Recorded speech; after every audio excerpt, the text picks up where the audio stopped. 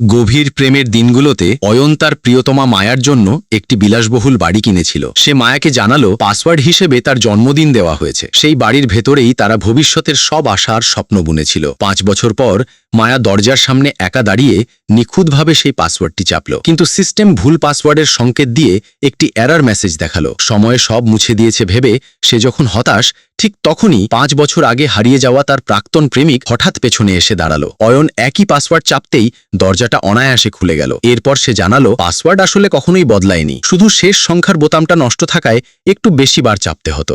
সে প্রমাণ করল সময় হয়তো বোতামের কার্যকারিতা কমাতে পারে, কিন্তু মায়ার প্রতি তার ভালোবাসা কখনোই মুছতে পারে না। মায়ার বুকে হঠাৎ এক তীব্র যন্ত্রণা মোচড় দিয়ে উঠল। ভেতরে ঢুকেই সে অবাক হয়ে দেখল কিছুই বদলায়নি। আসবাবপত্র আর তার ব্যক্তিগত জিনিসগুলো ঠিক আগের জায়গাতেই আছে। এমনকি তাদের একসাথে পোষা বিড়ালটাও তাকে ঠিকই চিনতে পারল। আসলে 5 বছর আগে মায়ার বাবা হঠাৎ করেই মারা যান, কিন্তু চরম আঘাত পাওয়া মায়া শত চেষ্টা করেও অয়নের সাথে কোনো যোগাযোগ করতে পারেনি। অয়ন তাকে নিয়ে ভাবে না ভেবে সে একাই দূরে চলে যাওয়ার সিদ্ধান্ত নেয়। এরপর থেকে পুরো 5 বছরের জন্য সে অয়নের পৃথিবী থেকে হারিয়ে যায়। এই সাক্ষাতে সে বুঝল অয়নের মনে এখনো তার জন্য গভীর অনুভূতি রয়ে গেছে, কিন্তু একা ফেলে যাওয়ার সেই কষ্ট তাকে বোঝালো এখনো নিজের ওপরই নির্ভর করতে হবে। সে জানতই না যে অয়ন তাকে কখনোই একা ফেলে যায়নি। মায়াকে ছাড়াই দীর্ঘ 5 বছরে সে তাকে এক মুহূর্তের জন্যও ভোলেনি। তাদের পুরনো ঠিকানায় সে একাই থাকতো, কিছুই বদলায়নি। পাছে বাড়িটা মায়ার সুবাস হারিয়ে ফেলে। একই সাথে অয়ন তার খোঁজ পেতে নিজের লোকদের পাঠাতেই থাকতো, কিন্তু তাদের প্রতিটি উত্তরই অয়নের সব আশা ভেঙে চুরমার করে দিত।